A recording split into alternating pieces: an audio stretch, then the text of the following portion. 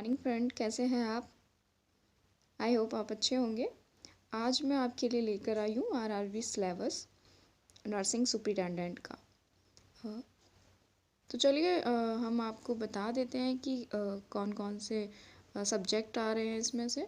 और देखिए इस बार क्या है, जो आरआरबी ने अपना सिलेबस दिया है उसमें उसको डिटेल वाइज नहीं दिया है कि टॉपिक वाइज टॉपिक नहीं क्लियर किया है कि कौन से सब्जेक्ट से कौन सा टॉपिक आएगा। तो उन्होंने डायरेक्ट सिलेबस दिए और जैसे मैंने सीक्वेंस वाइज लिखे हैं सिलेबस, उनको उनसे ज़्यादा क्वेश्चंस आए हैं। तो उनको आप फर्स्ट प्रायोरिटी दीजिए और उनको ज़्यादा ध्यान से पढ़िए। जैसे कि आपका एनाटमी और फिजियोलॉजी है, तो एनाटमी और फिजियोलॉजी में बहुत सारे क्वेश्चंस आते हैं इससे। एंड आपका न्यूट्रिशंस है, न्यूट्रिशन से भी क्वेश्चन आ रहे हैं। देखिए जैसे कि सीक्वेंस वाइज सीक्वेंस मैंने ये नोट किया है, वैसे ही सीक्वेंस वाइज सीक्वेंस जो क्वेश्चंस का वेटेज है वो बढ़ता जाता है।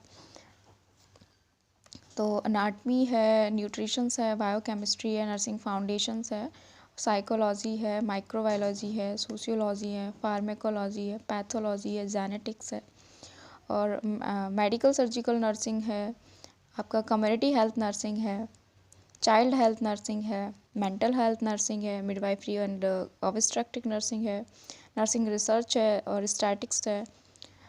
आरआरबी के एग्ज़ाम में जो नर्सिंग रिसर्च से रिलेटेड क्वेश्चन हैं वो थोड़ा ज़्यादा देखे गए हैं, क्योंकि प्रीवियस ईयर के पेपर मैंने भी चेक किए थे, तो उसमें वेटेज काफ़ी था। एंड आपका जो लास्ट है management of nursing research education. अब अदर सिलेबस की बात कर लेते हैं, चलिए देखते हैं। अदर में आपका मैथ है। मैथ में देखिए मैंने ना जो सिलेबस बहुत बड़ा दिया था, तो उसमें से जो इम्पोर्टेंट जिससे रिलेटेड क्वेश्चन आते हैं तो वही मैंने नोट किए हैं यहाँ पे।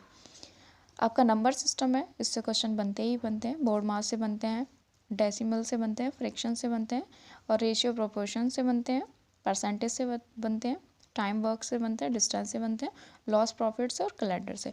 तो यहाँ पे जो सबसे ज़्यादा मैंने चेक किया तो वो लॉस प्रॉफिट से और आपका कैलेंडर या फिर क्लॉक से बनते हैं। काफ़ी क्वेश्चंस मिले हैं पिछले पेपर्स में, ये और ये इन दोनों से और डिस्टेंस से भी। मैंने काफ़ी मतलब बहुत सारे क्वेश्चंस ऐसा नोट किया है कि जो आपका लॉस प्रॉफिट से तो इम्पॉर्टेंट है ही। आप प्रायोरिटी अगर देते हैं मैथ में तो सबसे पहले लॉस प्रॉफिट चेक कीजिए या फिर उनको पढ़िए, और उसके बाद कैलेंडर, क्लॉक और डिस्टेंस एंड फिर टाइम वर्क वगैरह, फिर ये सब क्लियर कीजिए।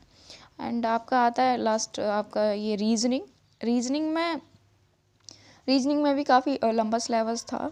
जैसे कि मानो उन्होंने पूरा ही रख दिया हो, लेकिन मैंने कुछ इम्पोर्टेंट लाए हैं।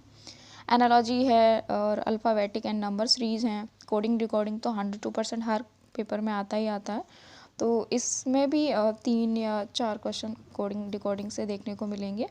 रिलेशनशिप से भी आपके 2 या 3 क्वेश्चन देखने को मिलेंगे और जंबलिंग आएगा, डायरेक्शंस आएंगे। डायरेक्शन से भी 1 या फिर 2 क्वेश्चन आ ही जाते हैं, तो ये नोट कर लीजिए आप। एंड करंट अफेयर है आपका, इंडियन ज्योग्राफी है, कल्चर हिस्ट्री है, इंडियन पॉलिटी है, इंडियन इकोनॉमी है, स्पोर्ट्स है, जेनेटिक्स साइंटिफिक है एंड टेक्नोलॉजी डेवलपमेंट है। तो करंट अफेयर से आप क्या कीजिए, जो करंट की है, जैसे कि फरवरी है, जनवरी फरवरी की करंट आप पढ़िए, मार्च तक की पढ़ लीजिए, जब तक मार्च आता है तब तक आप पढ़ते रहिए। और जो हिस्ट्री है, अपनी पिछली हिस्ट्री है उसको पढ़िए, अकबर से रिलेटेड हिस्ट्री पढ़िए। जो ठीक है, आप इन सबको नोट कर लीजिए और पढ़ते रहिए। अब जो मैं आगे वीडियो लाऊंगी वो syllabus wise RRB syllabus wise सारे क्वेश्चंस लाऊंगी। पिछले जो प्रीवियस ईयर क्वेश्चन हैं, पेपर हैं, उनके जो क्वेश्चंस हैं वो मैं लेकर आऊँगी। उनसे रिलेटेड जो भी टॉपिक है वो मैं क्लियर कराऊँगी। तो आप इसको नोट कर लीजिए अच्छे से और सिलेबस के अकॉर्डिंग ही पढ़िए, ताकि कुछ भी कोई भी एक भी क्वेश्चन आपका छूटे ना। तो आई होप ये आपको सिलेबस बेनिफिशियल होगा। अगर आपको पसंद आया है तो प्लीज़ लाइक कीजिए। सब्सक्राइब कीजिए, शेयर कीजिए। थैंक यू ऐसी ही वीडियो देखने के लिए, और आगे भी मैं लाती रहूँगी। Thank you so much.